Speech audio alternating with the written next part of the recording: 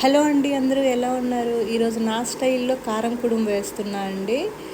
ఆంధ్రాలో కారం కుడుం తెలియని వాళ్ళు ఎవరూ ఉండరు కదా. ఇదిగోండి, ముందుగా మనకి ఇడ్లీ బ్యాటర్ ఉంటుంది కదా, ఇడ్లీ బ్యాటర్ని ఇలా కుడుంలా వేసుకొని పైన కారం జల్లుకోవాలి. ఇలా మనం ఎంత స్పైసీ తింటామో అంత ఎక్కువ తీసుకొని ఆవు నెయ్యి తీసుకొని అలా చుట్టూ వేసుకొని ఎర్రగా కాల్చుకోవాలండి.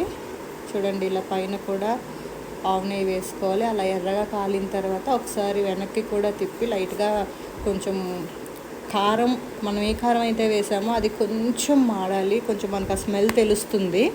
అలా తెలిసిన తర్వాత అలా పైన కూడా కొంచెం నెయ్యి వేసుకుంటే ఇంకా మనకి కారం కుడుం రెడీ అయిపోయింది. అసలు తింటే ఉంటుందండి. దీనికి చట్నీ ఏం అవసరం లేదు, మనం ఇలానే తినేయచ్చు.